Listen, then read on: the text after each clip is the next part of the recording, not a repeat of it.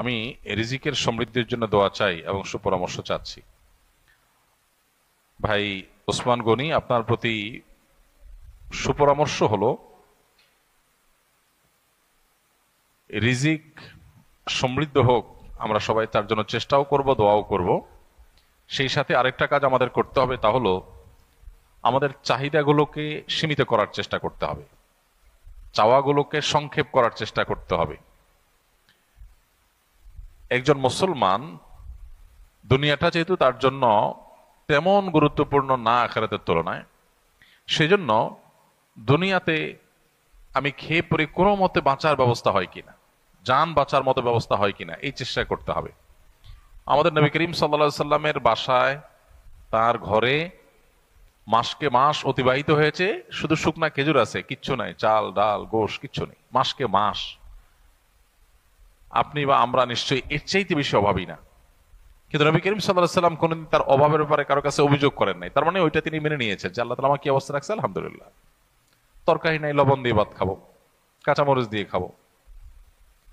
ভাত দুই বেলা নাই, একবেলা আছে, একবেলা খাবো, বাড়ি দুই বেলা সবর করবো। এই মানসিকতাটা লালন করলে যেটা হবে, এই যে রিজিকের কষ্ট, যতটা না ক্ষুধার কষ্ট, যতটা না পেটের কষ্ট, তার চেয়ে বেশি মনের কষ্ট। যেমন নাই, মানসিকভাবে আমি ডিপ্রেসড হয়ে যাচ্ছি, অনেকের আছে, আমার নাই, পেরেশান হচ্ছি, দুশ্চিন্তাগ্রস্ত হচ্ছি। এজন্য এগুলো উচিত না, এগুলো যথাসম্ভব দূর করার চেষ্টা করা দরকার। অর্থাৎ আমি আমার নিজেকে চেষ্টা করব আমার চাহিদাকে সংক্ষেপ করার, এবং যে অবস্থা সে অবস্থা শুকর আদায় করার। সেই সাথে আপনি চেষ্টা করবেন, সাধনা করবেন, মেহনত করবেন এবং সিরিয়াসলি কাজ করবেন। আমাদের অনেক ভাই আছে যাদের রিজিকের কষ্টে তারা ভোগেন, কিন্তু রিজিকের কষ্টটা হয় মূলত বেশিরভাগ মানুষেরই সিরিয়াসনেসের ঘাটতি আছে, অথবা কোনো কাজকে ছোট মনে করেন, তিনি সব কাজ করতে চান না।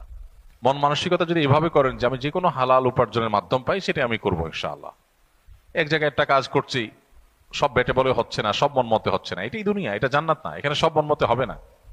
আপনি মনে করছেন অন্য অনেকে কাজ করছে, তারা কত শান্তিতে আছে। আপনি যাদেরকে শান্তিতে আছে মনে করছেন, হয়তোবা তারা অনেকে অনেক অশান্তিতে আছে, আপনি জানেন না। একজন খুব চকচকা অফিসে, খুব টিপটপ গাড়িতে চলাফেরা করে, যায় দেখেন ওখানে তার এমন এমন কষ্টের মধ্যে সে আছে যে আপনি চিন্তাও করতে পারবেন না। সবসময় মানুষ অন্যটাকে অনেক বেশি ভালো মনে করে, যেটাকে অনেক কষ্টের মনে করে। এই জন্য যারা রিজিকের কষ্টে আছেন বলে মনে করছেন, তাদের অনেকে আসলেই অনেক কষ্টে আছেন, তাদের প্রতি অবশ্যই সমবেদনা আছে। মুসলমান আমরা দোয়া করি আল্লাহ তাআলা তাদের কষ্ট দূর করে দিন। কিন্তু অনেক মানুষ আছেন যারা রিজিকের কষ্টে আছেন বলে মনে করছেন, আসলে তারা সেভাবে রিজিকের কষ্টে নাই। অর্থাৎ এটাকে মানুষ চাইলে এই দৃষ্টিভঙ্গিতে দেখতে পারে যে আলহামদুলিল্লাহ, আমি কিছু মানুষের তুলনায় একটু কষ্টে থাকলেও আবার বহু মানুষের তুলনায় অনেক ভালো আছে, অনেকের তুলনায় আমি অনেক ধনী আছে।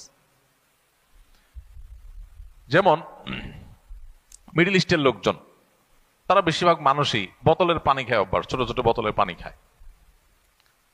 বাসা বাড়িতেও তারা, অফিস আদালতে তো প্রায় অলমোস্ট সবাই বোতলের পানি খায়। তাদের অনেক টাকা পয়সা, তারা আমাদের চাইতে অনেক বেশি ধনী দেশ, ধনী সমাজ, সেই হিসাবে তারা বোতলের পানি খায়, এটা তাদের জন্য একটা নর্মাল ব্যাপার। এখন একজন আরাবিয়ান, সে মনে করেন এক কার্টন পানিতে ধরেন 20-40 বোতল পানি থাকে ছোট ছোট, সে এইভাবে পানি কিনে খাওয়ার সামর্থ্য তার নাই। সে গ্লাসে করে ঢেলে ঢেলে বড় জার থেকে নিয়ে তারপর পানি খায়। সে নিজেকে কিন্তু গরিব মনে করে, কারণ তার আশেপাশে সবাই বোতল খুলে ডকডক করে পানি পান করে, সে এটা করতে পারতেছে না। সে কিসের পানি খায়? ফিল্টারের পানি, যার থেকে পড়ে সেখান থেকে সে পান করে। অথবা ফিল্টার করাও লাগে না, তাদের দেশে সব পানিগুলা জারের পানি ফিল্টার করাই আছে, ওইগুলা খায়, মগ দিয়ে খায়। তো মগ দিয়া যে খায়, এটা তার কাছে অভাবই মনে হয়। আহারে, আমি গরিব মানুষ, আজকে ওদের মতো টাকা থাকলে আমিও বোতল খুলে ডকডক করে গিলতাম, একটা খাইতাম, ফালা দিতাম, আরেকটা ধরতাম, আমি পারি না। এই জন্য আমি ওই ফিল্টার করা যে জারের মধ্যে পানি থাকে, ওই জার থেকে ঢেলে ঢেলে খাই। এটা হলো গরিবের অবস্থা। আমাদের দেশে সেই গরিবের যদি আপনি তুলনা করেন যে পানি ফিল্টার করা লাগে না, সব ফিল্টার করা আছে, শুধুমাত্র ঢাইলা খাওয়া, আমাদের দেশে অনেক মানুষ আছে যাহারে একটা ফিল্টার নাই, পানি সিদ্ধ করে করে ঢাকা শহরে অনেকে এখনো পান করে, অনেক কষ্ট করে। আমার যদি ফিল্টার ব্যবস্থা থাকতো, অথবা ফিল্টার করা ছাড়া এরকম ডাইরেক্ট ফিল্টার করা পানি পাওয়া যাইতো, ডাইরেক্ট খাওয়া যাইতো, তাহলে আমি ধনী হইতে পারতাম। তাহলে এর কাছে ধনীর সংখ্যা কিন্তু বোতল খাওয়া না, এর কাছে ধনীর সংখ্যা হলো ফিল্টারের পানি পাওয়া, তাই না? আবার আমরা যেরকম সুন্দর পানি পাই, আফ্রিকার অনেক দেশের অনেক অঞ্চলে মানুষ আছে, তারা যদি জিজ্ঞাসা করেন যে তুমি কেমন আছো ভাই, তো বলবে যে হায় হায়, একটু স্বচ্ছ পরিষ্কার পানি নাই, এই ময়লা সয়লা যা যখন পাই তাই খাইতে হয়। একটু পরিষ্কার পানি পাইতাম, ফিল্টার না হোক, একটু পরিষ্কার পানি পাইতাম, তার কাছে ওইটা হলো ধনী হওয়া। তাহলে পৃথিবীতে সবাই ধনী সবাই গরিব, সবাই ধনী সবাই গরিব, এটা তুলনামূলক ব্যাপার। আমি যখন আমার চাইতে উপর দিকে তাকাবো তখন মনে হবে আমি গরিব, আবার যখন আমি আমার নিচের দিকে তাকাবো তখন মনে হবে আমি ধনী। নবী করিম সাল্লাল্লাহু আলাইহি সাল্লাম আমাদের এই সমস্যার সমাধানের জন্য দৃষ্টিভঙ্গিটা পাল্টাতে বলেছেন।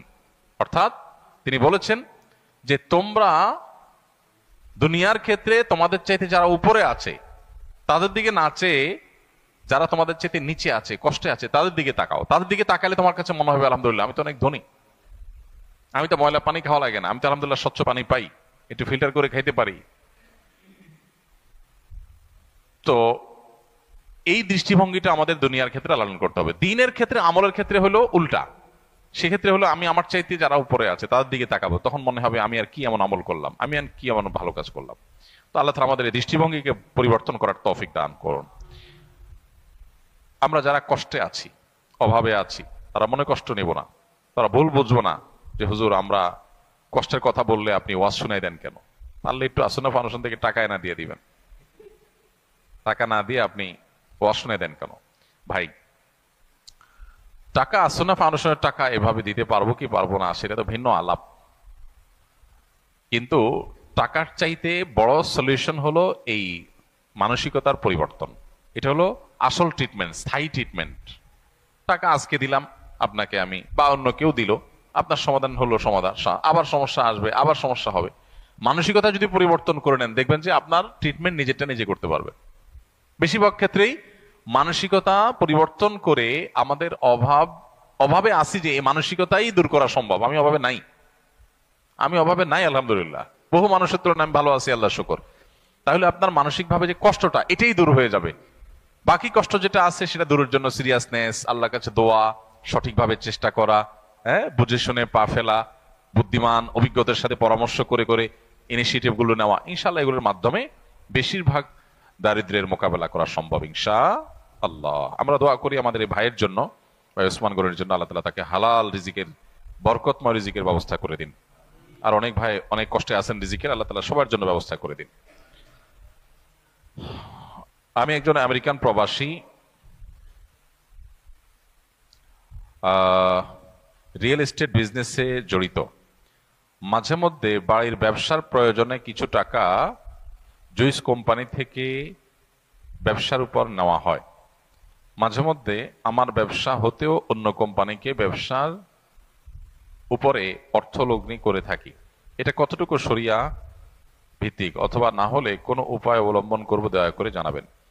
ভাই, টাকা যদি লোন নিতে হয়, ইহুদি থেকে নেন আর খ্রিস্টান থেকে নেন, মুসলমান থেকে নেন আর হিন্দু থেকে নেন, যে কারোর কাছ থেকে টাকা আপনি লোন নিতে পারেন, আবার লোন দিতেও পারেন। অমুসলমানদের সাথে টাকা লেনদেন করতে কোনো অসুবিধা নাই। কিন্তু আপনি যদি সুদ ভিত্তিক লোন নেন, আপনি ব্যবসার উপরে লোন নিয়েছেন বলতে কি বুঝাইছেন আমি বুঝি নাই। যদি এমন হয় যে সুদ ভিত্তিক লোন নিয়েছেন, যে তুমি আমাকে 2 লাখ 5 লাখ 10 লাখ যেটাই দিলা, মাসে মাসে তোমাকে আমি একটা অ্যামাউন্ট এটার উপরে দিয়ে যাব, তাহলে এটা সুদ। এই সুদ ভিত্তিক লোন মুসলমানের কাছ থেকে নিলেও জায়েজ নাই।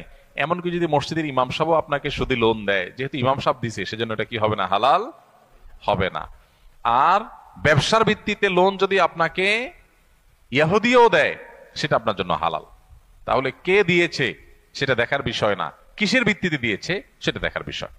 এজন্য সুদের ভিত্তিতে না নিয়ে আপনি ব্যবসার ভিত্তিতে নেন। ব্যবসা ভিত্তিক এরকম, ব্যবসা ভিত্তি এরকম যে ভাই আমি 5 লাখ টাকা 10 লাখ টাকা তোমার কাছ থেকে নিলাম, আমার চলমান রানিং ব্যবসা আমি এটা খাটাচ্ছি, এই ব্যবসায় খাটানোর পর এই টাকা থেকে যে প্রফিট হবে আনুপাতিক হারে এই 5 লাখ টাকায় যে প্রফিট থাকবে, সেই প্রফিটের একটা অংশ তোমাকে দেব, আরেকটা অংশ আমি নেব, এটা জায়েজ।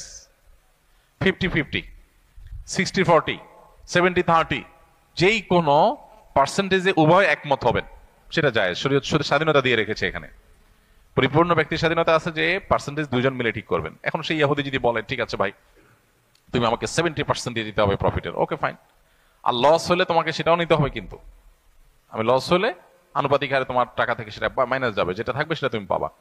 এইভাবে যদি কেউ রাজি থাকে আলহামদুলিল্লাহ, তার কাছে নিতে পারেন। আর যদি সেভাবে রাজি না হয়, তাহলে সুদের ভিত্তিতে টাকা নিলে সেটা জায়েজ হবে না। এরপরে প্রশ্ন হলো, সফলতা তো অনেকেই চায়, তবে আসল সফলতাটা কোথায়? ঠিক একইভাবে অনেকে বড় হতে চায়, বড় হব কিভাবে? আমি বড় হওয়ার সংজ্ঞা কি আগে সেটা জানতে হবে। আপনি যেটাকে বড় হওয়া মনে করছেন, ওটাকে আসলে বড় হওয়া না ছোট হওয়া, সেটা আরেক আলোচনার ব্যাপার। বুঝে আসছে কথা? মানুষ যখন কষ্টে থাকে, দুঃখে থাকে, আসলে তার মনে অনেক চিন্তা আসে। এর মধ্যে একটা চিন্তা হলো যে অমুকের মতো হইতে পারতাম, তমুকের মতো হইতে পারতাম।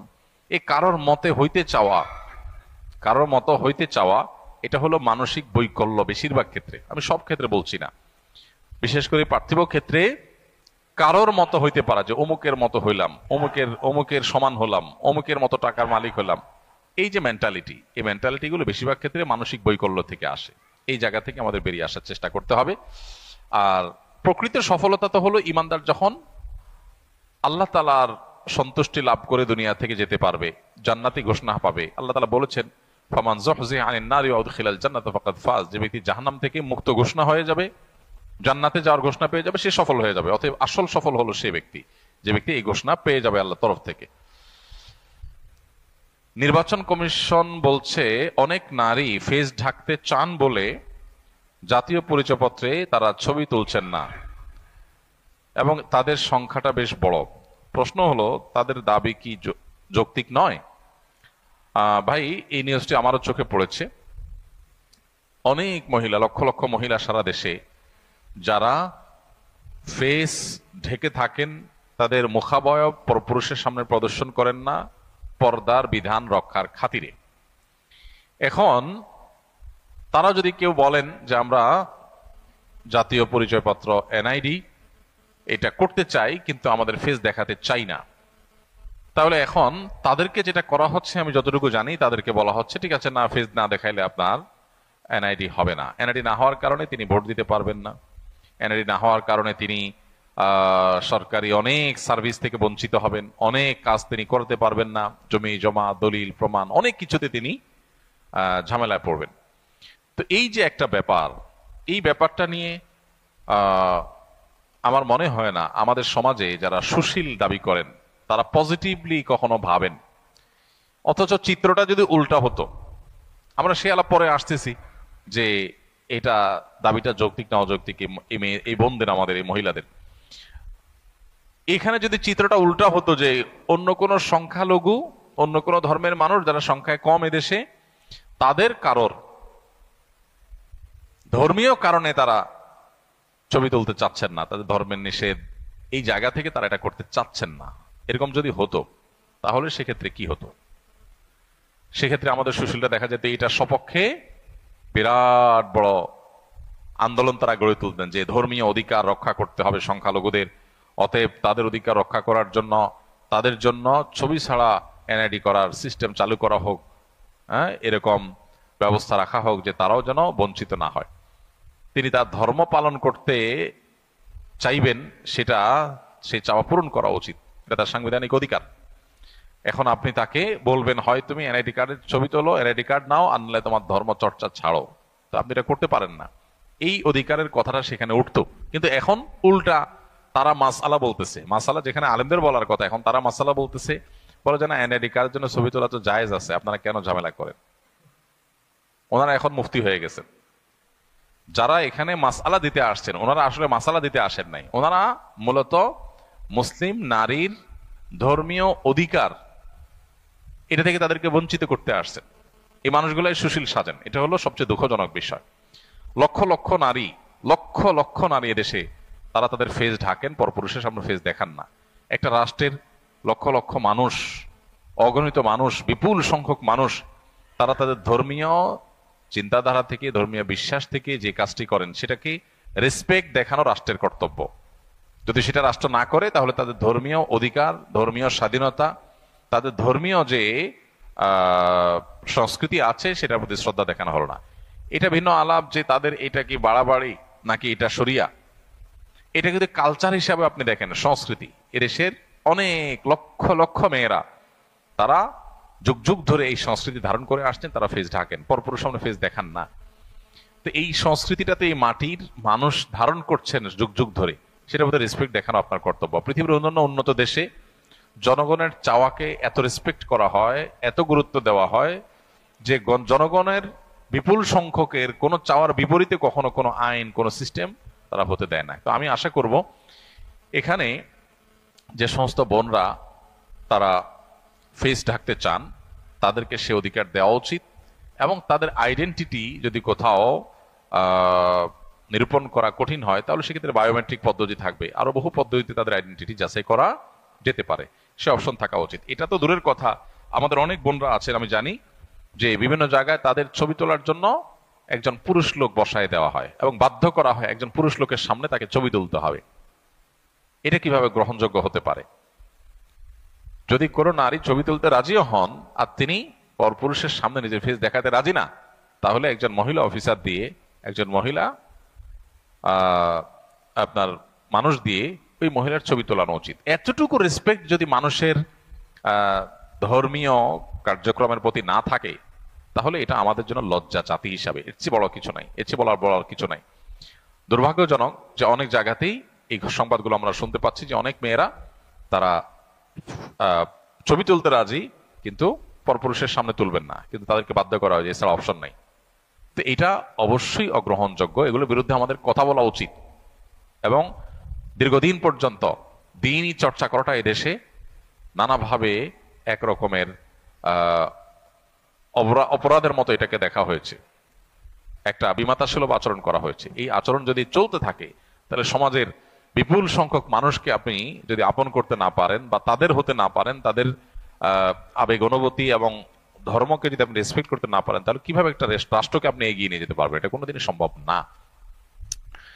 এই আলাপ যদি আমরা উঠে অনেক লম্বা সময়ের ব্যাপার যে মেয়েরা এনআইডি কার্ডের জন্য ছবি তুলতে পারবে কিনা, জায়েজ আছে কিনা যদি বলেন, তো জায়েজ নিয়ে অনেক আমাদের মতেই জায়েজ আছে, সেটা আমরা অবশ্যই বলতে পারবো। অনেক ওলামা ইকরাম বলেছেন আইডেন্টিটির জন্য এটা দরকার হলে নিরুপায় হলে জায়েজ আছে। কিন্তু কেউ যদি না তুলতে চান, না তুলে সুবিধা নিতে চান এবং সেই সুবিধা দেওয়ার যদি স্কোপ থাকে তাহলে তার সেটাকে রেসপেক্ট করতে হবে, এ ব্যাপারে কোনো আলেমের কোনো দ্বিমত নাই। তো আমরা জায়েজ হওয়ার মতটাকে নিয়ে আমাদের সুবিধা মতো মাসআলা নিলাম আর বোনদের ধর্মীয় অনুভূতিকে আমি রেসপেক্ট করলাম না, এটা জায়েজ নাই। মেয়েদের জন্য ফেস ঢাকাটা এটা পর্দার অংশ, এটাই হলো সারা বিশ্বের বেশিরভাগ ইমামদের মত এবং সমকালীন বিশ্বের সবচেয়ে বেশিরভাগ ইমামদের মত, এবং এটাই হলো সবচেয়ে বেশি নিরাপদ মত। অতএব এই ব্যাপারে কোনো সন্দেহ নেই যে ফেস মেয়েদের ঢাকাটাই হলো পর্দার অন্তর্ভুক্ত। যারা ফেস খোলাকে জায়েজ বলেন অনেক আলেম আছেন, তাদের সংখ্যা আজকে পৃথিবীতে বিভিন্ন দেশে যদি আপনি তুলনা করেন তাহলে দেখবেন অনেক কম। উল্লেখযোগ্য যারা আছে, সৌদি আরবের সব ওলামা ইকরাম প্রায় একমত, বাংলাদেশের সব ওলামা ইকরাম প্রায় একমত, মিডিল ইস্ট এবং সাবকন্টিনেন্ট যদি প্রায় একমত হয় আর খুব বেশি থাকে না, এটা একটা গুরুত্বপূর্ণ বিষয়। বায়োমেট্রিক উপায়ে বা নানাভাবে তাদের আইডেন্টিটি এটা যে নিরূপণ করা হয়, তাদেরকে নাগরিকত্বের সুযোগ সুবিধা থেকে বঞ্চিত করা, এটা তাদের অধিকার ক্ষুণ্ণ করা ছাড়া কিছুই নয়। আমার চাচির কোনো পুত্র সন্তান নেই, ওনার বাবাও বেঁচে নেই, একমাত্র ভাই এবং স্বামী আছেন, কিন্তু তারা নিজেদের ব্যস্ততার কারণে ওনাকে সময় দিতে পারবেন না বা সাথে যেতে ইচ্ছুক না। এখন তিনি আমি এবং আমার মায়ের সাথে পবিত্র হজের উদ্দেশ্যে যেতে চান, এটা কি সম্ভব হবে কিনা বা ইসলামের ব্যাখ্যা কি? বিশ্বদ্রষ্টব্য, আপনার অনুমতিতে আমি উত্তরটি রেকর্ডিং করতে চাই ওনাকে দেখানোর জন্য, যে রেকর্ডিং করতে পারেন। কোনো মা, কোনো বোন তিনি যদি হজ করতে চান তাহলে তার সাথে পুরুষ মাহরাম লাগবে, একজন মাহরাম লাগবে। মাহরাম যদি না থাকে তাহলে সেক্ষেত্রে তার জন্য হজ করতে যাওয়া অন্য পুরুষদের সাথে এটা জায়েজ নাই। চাচি মাহরাম নাকি গায়রে মাহরাম? চাচি গায়রে মাহরাম, চাচির সাথে পর্দা করা ফরজ। বিধায় আপনি আপনার চাচির মাহরাম হিসাবে তার সাথে হজে যাবেন বা আপনার সাথে তিনি হজে যাবেন এই সুযোগটা নাই। আপনার মা আছেন, আপনার মা তো নারী, আরেকজন পুরুষ তার বডিগার্ডের মতো করে তার দেখভাল করার জন্য তার সাথে তার সেফটির জন্য যেতে হবে, এটি হলো শরিয়া নির্দেশনা। বিধায় যদি মাহরাম হিসাবে তার স্বামী বা ছেলে কেউ যেতে রাজি না হয় বা তাদেরকে নেওয়া না যায়, তাহলে পুরো হজ ফরজ না, তিনি হজ করবেন না, হজ করা ফরজ না তার উপরে। টাকা থাকলেও হজ ফরজ না যদি তার যাওয়ার কোনো স্কোপ না থাকে। সো তিনি আপনার সাথে হজ করলে সেটা তার জন্য জায়েজ হবে না। তার মাহরামের তালিকাটা অনেক দীর্ঘ। আমরা অনেক সময় মাহরামের তালিকাকে খুব সীমিত করে ফেলি। শ্বশুর মাহরাম, তার সাথে যাওয়া যেতে পারে। মামা আছেন, তিনি মাহরাম, তার সাথে যাওয়া যেতে পারে। চাচা আছেন, তিনি মাহরাম, তার সাথে যাওয়া যেতে পারে। মাহরামের তালিকাটা অনেক বড়। অনেকে আমরা ওই যে স্বামী, সন্তান আর বাপ ভাই এর মধ্যে মাহরামকে সীমাবদ্ধ রাখি, এর বাইরে আর অনেকে মাহরাম আছেন। এই জন্য জেনে স্কোপটা আপনি দেখার চেষ্টা করবেন। আমি একটা মেয়েকে ভালোবাসি, ও মেয়ে আমাকে ভালোবাসে, আমরা হারাম রিলেশন না করে চাচ্ছি বিয়ে করব। ছেলের ফ্যামিলি রাজি হলে মেয়ের ফ্যামিলি রাজি হচ্ছে না। মেয়েটা অনেক ডিপ্রেসড হয়ে অসুস্থ হতে পারে। এখন আমি কি করব? মেয়ের বয়স 15 আর ছেলের বয়স 26, বিয়ে করা যাবে কিনা? হ্যাঁ, এটা হলো শয়তানের নেক্সুরতে ধোঁকা। ইবলিস নানামুখী চিন্তা আমাদের মাথায় ঢুকায়। মেয়েটা অসুস্থ হয়ে যেতে পারে, ডিপ্রেসড হয়ে যেতে পারে, এই শব্দগুলো সব শয়তানে আপনারা সাপ্লাই করছে, বুঝতে পারছেন? এখন একটা মেয়ে, একজন মানুষ, তার সুস্থ করে তোলার প্রয়োজনে আপনি তার সাথে পালায় বিয়ে করতে চাচ্ছেন, চুরি করে বিয়ে করতে চাচ্ছেন, এগুলো শয়তানি। আর বললেন যে আমাদের মধ্যে কোনো হারাম রিলেশন না করে আমরা বিয়ে করতে চাই, তাহলে হারাম রিলেশন না করলে এখন কি চলতেছে? এখন যেটা চলতেছে এটা কি বলে? হারাম হালালের সংজ্ঞাই তো আমরা অনেকে জানি না। অনেকে মনে করে শারীরিক সম্পর্ক করলে সেটা শুধু হারাম হয়, আর তার আগ পর্যন্ত ইটিস পিটিস করলে এগুলো মনে হয় হারাম না। এই যে তার সাথে আপনি যোগাযোগ রক্ষা করছেন, হ্যাঁ, বিভিন্ন রকমের ভাবালুতায় ডুবছেন, বিভিন্ন রকমের আপনার ফাও আলাপ সালাপ করছেন, এগুলো সবই হারামের অন্তর্ভুক্ত। এই হারাম থেকে বাঁচার জন্য দুইজন দুই দিকে, একজন উত্তর মেরুতে আরেকজন দক্ষিণ মেরুতে, দুইজন দুই দিক ফিরে দিবেন দৌড়। দৌড়াইতে দৌড়াইতে দৌড়াইতে যেখানে যা উষ্টা খায় পড়বেন ওখানে যায় থামবেন। এভাবে দুইজন দুদিকে দৌড়াইতে থাকবেন। মানুষ যখন সুখে থাকে তখন তারা বুতে কিলায়, সুখে যখন থাকে তখন বুতে কিলায়। মাইদ্যর খান নাই তো, এই জন্য এখন প্রেম উতরাইতেস। ধরে হাত পা ভেঙে দিতে পারলে দেখুন যে প্রেম টেম সব পাল্লায় চলে গেছে। বুঝে আসছে কথা? এর মেয়ের ভাই যদি একটা ডাঙ্কু পার্টির লোক হয়, বড় ধরনের খুনি সন্ত্রাসী হয়, সকাল বিকাল মানুষ ধরে ধরে জুলাই এই টাইপের মানুষ হয়, তো দেখবেন আপনার বাইন্দাও ওই মেয়ের কাছে আনা যাবে না। আপনি বলবেন প্রেমের গুল্লি কিলে আমি আমার জান বাঁচাই। এগুলো সব শয়তানি এবং 2 নাম্বারই। তাহলে সমাধান কি? সমাধান হলো হিম্মত, সৎসাহস, ইমানের শক্তিটা এখানে দরকার। আল্লাহর জন্য স্যাক্রিফাইস। আপনার কষ্ট হয় তাকে ছাড়তে, তার কষ্ট হয় আপনাকে ছাড়তে, দুজনেই একজন আরেকজনকে বলেন না তোমার সাথে আমি বাঁচবো না। এগুলো ফালতু কথা, শয়তানি কথা। বাঁচবে না শুধুমাত্র, অনেক সুখে শান্তিতে থাকবে। আরো শুধু বাঁচবে না, বাঁচবে তো বাঁচবে, আরো সুখে শান্তি থাকবে। এগুলো শয়তানে শিখাই দেয় যে তোমার ছাড়া আমি বাঁচবো না। দুজন দুই দিকে দৌড় দেওয়া শুরু করে দেন, দেখবেন বাঁচা, দেখবেন যে ফক ফক করে বাঁচছেন, মাশাআল্লাহ অনেক সুন্দর করে বাঁচছেন। দেখবেন এগুলো সবই ফাজলামি, কিচ্ছু হবে না। জীবনের এরকম বহুত শয়তানি চিন্তা মানুষের মাথায় আসে তরুণ বয়সে। এগুলোকে ওভারকাম করতে পারাটাই হলো মুসলিম তরুণের, মুসলিম যুবকের সফলতা। তার সাকসেসটা এখানেই, যে আমাকে এখানে ইমানের পরীক্ষায় পড়েছি আমি, আমাকে জিততে হবে। ইমানের পরীক্ষায় জিতার প্রয়োজনে এখানে স্যাক্রিফাইস, নিজের মনের বিরুদ্ধে যুদ্ধ সংগ্রাম। মনে হচ্ছে যে আমার জানটা বাইরে হয়ে যাবে, যাক, জান বাইরে হয়ে গেলে শহীদ হয়ে যাবেন। যদি আপনি কষ্টের চোটে মইরা যান হারাম সম্পর্ক থেকে বাঁচার জন্য, তাহলে ইনশাল্লাহ কিসের সওয়াব হবে? শাহাদাতের সওয়াব ইনশাল্লাহ পাবেন, যা আল্লাহর নাফরমানি থেকে বাঁচার জন্য আমি জীবন দিয়ে দিস। এখন আপনি চান হুজুর আপনি মাসালা দেন আমরা পালাই যাই, মাসালা দেন আমরা পালাই যাই, আমাদের ভালোবাসা ঠিক থাকুক, স্যাক্রিফাইসটা আপনি করেন। আপনি মাসালাটা একটু নরম করে দেন, তাহলে তো হয়ে যায়। তাহলে ছাড়টা হুজুর আপনি দেন, আমাদেরটা ঠিক থাকুক। হ্যাঁ হ্যাঁ, তো এই জন্য ভাই, যে সমস্ত যুবক ভাইরা এই রোগে আছেন, শয়তান তাদের সাথে সকাল বিকাল মিথ্যা কথা বলে। সকাল বিকাল, না তার ছাড়া আমি বাঁচবো না, সে আমার ছাড়া বাঁচবে না, সে শেষ হয়ে যাবে, সে আপনার খুন হয়ে যাবে। যেই সম্পর্কটা আগে থেকে এই জ্বালা পোড়া সৃষ্টি করে দিয়েছে, এটা বিয়ের পরে কি হবে বুঝতেছেন কিছু? আর বৈবাহিক সম্পর্কে কিন্তু এগুলো হয় না। একজন ছেলের সাথে একজন মেয়ের যখন নিয়মতান্ত্রিক ভাবে বিয়ে হয়, তখন দেখবেন এই সমস্ত আজাইরা মহব্বত নাই। মহব্বত যেটা আছে ওটা সলিড কাজের। পৃথিবীতে যত, আমাদের দেশে আপনি দেখেন, গোটা পৃথিবীতে দেখার দরকার নাই, আশেপাশে যারা স্বামী স্ত্রী হয়ে নিয়মতান্ত্রিক ভাবে শরিয়া মেনে আল্লাহর নির্দেশ মেনে যথাযথ নিয়মে বিবাহ শাদী করেছে, তারাও কিন্তু ভালোবাসা আদান প্রদান করে না? স্বামী স্ত্রী ভালোবাসা আদান প্রদান করে না? কিন্তু তাদের ভালোবাসা ওই আজাইরা উপচে পড়া ভালোবাসা দেখবেন না। অতিভক্তি চোরের লক্ষণ, এটা যেন মাথায় থাকে। ভক্তি বেশি হইলে, উপচে পড়লে, ভালোবাসা যদি উপচে পড়ে, তাহলে বুঝতে হবে এখানে কি আছে, ভেজাল আছে। বিবাহ বহির্ভূত সম্পর্কে দেখবেন যে ভালোবাসা একটু উপচেই পড়ে। আরে তারা ছাড়া এক সেকেন্ড থাকা যাচ্ছে না, বাঁচা যাচ্ছে না, টিকা যাচ্ছে না, খাইছে কি খায় নাই, শুইছে কি শুয়ে নাই, ঘুমাইছে কি ঘুমায় নাই। স্বামী স্ত্রীও ভালোবাসে, কিন্তু এত উপচে পড়ে না। 2 নম্বর জিনিসটা একটু চকচক বেশি করে, নকল জিনিসটা চকচক একটু বেশি করে, কিন্তু ব্যাককল যে তারে বোঝান যায় না। আল্লাহ আমাদের যুবকদের বুদ্ধি শুদ্ধি দান করুক। হারাম সম্পর্ক ছাড়ার জন্য একটু মাথায় গিলু থাকা দরকার, গিলু, মগজ। মগজ যদি কম থাকে তো দেখবেন যে যেখানে সেখানে আসার খায় পড়ে গেছেন, ওখানে কাইতে হয়ে গেছেন, শীত হয়ে গেছেন, ওখানে বসে গেছেন, ওখানে বিয়ে শাদী করে এরপর বলতেছেন ও স্যাড। তখন আর লাভ হবে না, বুঝতে পারছেন? এই জন্য পালাবেন। প্রথম সংগ্রাম করতে একটু কষ্ট হয়। মোবাইলটা দরকার হলে বিক্রি করে দেন, এটা বাটন ফোনে চলে আসেন, তার নাম্বার একদম ফালাই দেন, যোগাযোগ ছেড়ে দেন, আরেক জায়গায় চলে যান, দেখা সাক্ষাৎ যেন না হয়। দেখবেন যে সব ভুলে গেছেন। দুইজনের বাপ মা ধরে 2 জায়গায় বিয়ে শাদী দিয়ে দিলে, যাদেরকে ছাড়া এখন বলতেছেন বাঁচবেন না, দেখবেন যে কত সুন্দর বাঁচতেছেন, কোনো অসুবিধা হচ্ছে না। এগুলো সবই শয়তানের কুমন্ত্রণা।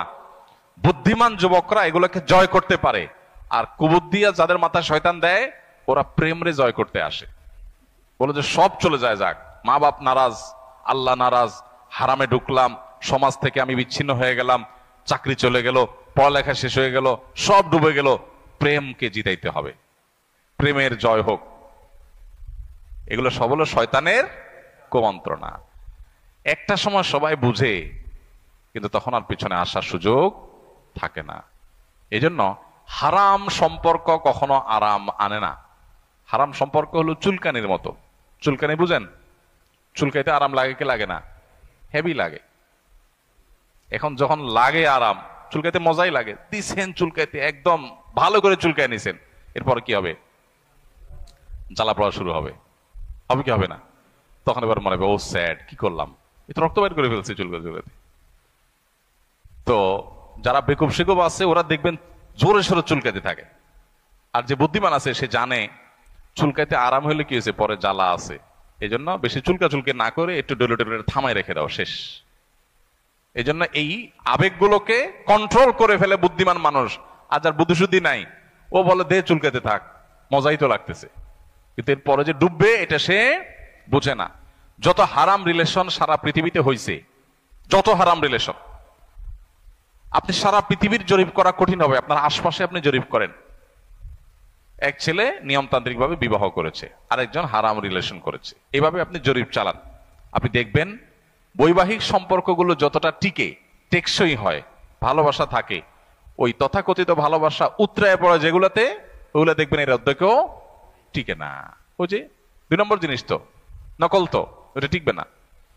এই জন্য মেয়ের বাবা রাজি না, মেয়ের বয়স কম, মেয়ে বাঁচবে না, অসুস্থ হয়ে যাবে, এই জন্য আপনি তারা সুস্থ করার প্রয়োজনে আপনার মায়া হলো। এই মেয়েটা যদি আপনার হাত ধরে পালায় যায়, মেয়ের বাপ্পা যে অসুস্থ হয়ে যাবে সে চিন্তা হলো না?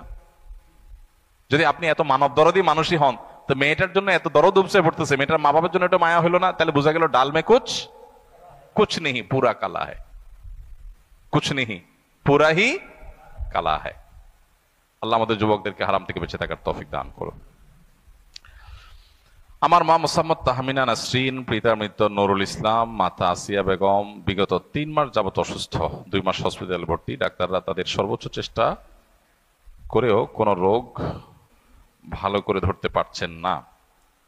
আম্মু ঢাকা থাকতেন, 3 মাস আগে গ্রামে যান একটি কাজে, পরে থেকেও অসুস্থ, এখন বিছানা থেকে উঠতে পারছেন না, আপনি যদি কোনো উপদেশ দিতেন। রুকিয়া করতে পারেন, ভালো কোনো রাকি তাকে দিয়ে রুকিয়া করতে পারেন। অনেক রাকিরা আছে টাইম ভালো করে দেয় না, মনোযোগ দেয় না, নিয়মতান্ত্রিক ভাবে রুকিয়া করে যান। সেলফ রুকিয়া কিভাবে করবেন শিখে নেন। অনলাইনে আজকাল রুকিয়ার পদ্ধতি জানা যায়, রুকিয়া শেখার জন্য পর্যন্ত বই পুস্তক আছে, দেখে দেখে ভালো করে রুকিয়া করেন, ইনশাআল্লাহ বিদিনটা আল্লাহ তাআলা সুস্থ করে দিবেন। এই প্রশ্ন এগুলো এখন কোত্থেকে আসছে? কিরে ভাই, তুমি দিছ? মায়ের কি নগদ খাবা না বাকিতে খাবা? প্রশ্ন অর্ধেক হয়ে যাওয়ার পরে প্রশ্ন দিছো, এগুলো এতক্ষণ ছিল তোমার কাছে? ধ্যাৎ মিয়া, তাহলে ব্যাগে ছিল, ব্যাগের তাই না ধরে দিছো এখন? আমি এখন তাজা তাজা প্রশ্ন চাচ্ছি। ঠিক আছে, ছেলে মেয়ে রিলেশনে জড়িয়ে পড়তেছে, কিন্তু পরবর্তীতে অভিভাবক মেনে নিচ্ছে। অভিভাবক চায় যে ছেলে মেয়ে লেখাপড়া শেষ করে তারপর বিয়ে করবে, কিন্তু ছেলে মেয়ে তাদের সম্পর্ক হালাল করতে চায়। তাই পিতামাতাকে না জানিয়ে অনলাইনে কবুল বললে সাক্ষী সহ, তাহলে কি তাদের সম্পর্ক হালাল হবে কিনা? ভাই, অনলাইনে কবুল বললে এভাবে বিয়ে হয় না। বিয়ে নিয়মতান্ত্রিক ভাবে দুজন সাক্ষীর উপস্থিতিতে প্রস্তাব সম্মতি থাকতে হয়। এটা হলো বিয়ে শুদ্ধ হওয়া না হওয়ার বিষয়। এবার আসেন, বাপ মা চায় পড়াশোনার শেষে বিয়ে দিবে, বিয়ে এখানেই হবে কিন্তু পড়াশোনার শেষে, আর ছেলে মেয়ে চায় এখনই হবে, কোনটা হবে? এক্ষেত্রে বাবা মার উচিত ছেলে মেয়ের চাওয়াকে অগ্রাধিকার দেওয়া, যদি কুফু বা সামঞ্জস্যতা সবকিছু মিলে যায়। মনে হয় যে না, একেবারে গাছে মাছে কাজ হচ্ছে না, আকাশে পাতালে কাজ হচ্ছে না, মোটামুটি আমাদের সাথে ম্যাচ হয়, খাপ খায়, আমরাও রাজি এখানে, কিন্তু এখন না, পড়ালেখার পরে। এই জায়গাতে বাপ মার উচিত পড়ালেখার পরে না করে পড়ালেখা চলাবস্থায় অন্তত আগদ এর ব্যবস্থা করা, উঠায় নেওয়া, সাংসারিক জীবন শুরু করা, এগুলা পরে হোক, কিন্তু আগদটা হয়ে যাক। কারণ ছেলে মেয়ে যখন হারাম সম্পর্কে জড়ায় যাবে আশঙ্কা হয়, তখন এই যে ঝুলায় রাখতেছে, ঝুলায় রেখে সব মা বাপ আল্লাহর কাছে জেনা না করে জেনাকার হয়ে যাবে। নিজে জেনা করছে না, অথচ জেনার গুনাহ তারা আমলনামাতে লেখা হবে, কারণ ছেলে মেয়েকে সে গুনাহের দিকে ঠেলে দিয়েছে। তো এই জন্য ছেলে মেয়ে যদি ভুল পথে থাকে তাদেরকে কনভিন্স করে ফিরে আনতে হবে। আর যদি মনে হয় যে না, তারা হারামের দিকে আগায় গেছে, তাহলে সেক্ষেত্রে সেটাকে বৈধতা দেওয়ার জন্য অন্তত আগদটা করে রাখা উচিত। বেশিরভাগ বাপ মাই জানে ছেলে এবং মেয়ে তারা নিজেদের মধ্যে একটা রিলেশন করে চলছে, এরপরও বাপ মা চিন্তা করে থাক করুক, বিয়ে যান না করে, বিয়ে যান না করে। সুবহানাল্লাহ, এর চেয়ে দুর্ভাগ্য আর কি হতে পারে? সবই যখন করবে, তাহলে বিয়ে করলে সমস্যাটা কোথায়? বিয়ে করলে অসুবিধাটা কোথায়? সংসার করবে না, একসাথে থাকবে না, তুলে আনবে না, সেটা নির্দিষ্ট সময়ের পর, পড়ালেখার পর, চাকরি বাকরির পর, তখন করবে। আগদ হয়ে থাকুক।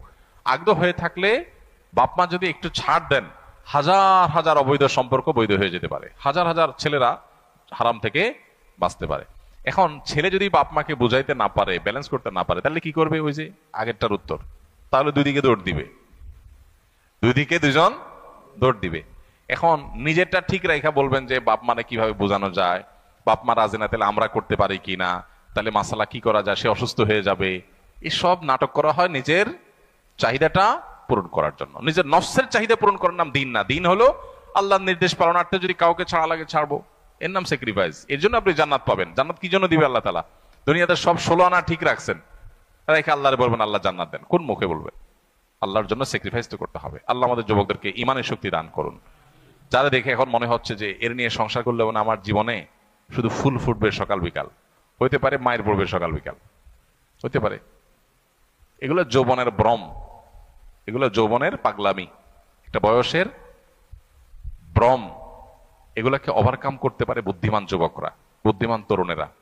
আল্লাহ তাআলা এর চাইতে অনেক ভালো অপশন আপনার জন্য জীবনে হয়তো রেখেছেন। এই জন্য হারাম থেকে বাঁচার জন্য মানসিকতা দরকার। আমি একবার সেলুনে চুল কাটতে গিয়েছি, সেখানে চুল কাটার ছেলেটা হিন্দু হওয়া সত্ত্বেও আমাকে সালাম দিয়েছে, আর আমি তখন উত্তর দেই। পাশের মুরব্বী লোকটা বলে উঠলো, তাকে তুমি সালাম দিও না, বরং তোমাদের ধর্মে যা আছে তাই বলো। এখন জানতে চাই বিষয়টা কেমন, সে আমাকে সালাম দিলে বা আমি তাকে সালাম দেওয়াটা কি রূপে বুঝিয়ে দিব? কোন মুসলিম সালাম দিলে তাকে ওয়ালাইকুম বলে উত্তর দিবেন, একবারে কোনো উত্তর দিবেন না, এটা উচিত না। একটা সামাজিক সৌহার্দ্য, এটা পরস্পরের মধ্যে থাকা গুরুত্বপূর্ণ। সেজন্য অমুসলিমরা সালাম দিলে রিপ্লাই দিবেন, ওয়ালাইকুম বলবেন কমপক্ষে, এটা বলা সুন্নাহ নবী সাল্লাল্লাহু আলাইহি ওয়াসাল্লাম দ্বারা সাব্যস্ত আছে। আর তার ধর্মের কোনো অভিবাদন আপনাকে সে যদি জানায়, তাহলে সেক্ষেত্রে আপনি তাকে এমন কোনোভাবে রিপ্লাই দিবেন যেটাতে আসলে শরিয়া বিরোধী কিছু না হয়। রিপ্লাইতে যদি এমন কিছু বলা লাগে যেটা শিরকি হয়, তাহলে এটা বলা যাবে না। আর যদি এরকম কিছু না থাকে, তাহলে কোনোভাবে তাকে, আপনি যে তার অভিবাদনের রিপ্লাই দিয়েছেন, জবাব দিয়েছেন, অ্যাকসেপ্ট করেছেন, রেসপেক্ট করেছেন, এটা তাকে কোনোভাবে বোঝাবেন, ইনশাআল্লাহ আপনি দায়মুক্ত হয়ে যাবেন। জাযাকুমুল্লাহ খাইর। সুবহানাল্লাহ ওয়া বিহামদিহি, সুবহানাকাল্লাহুম্মা ওয়া বিহামদিকা।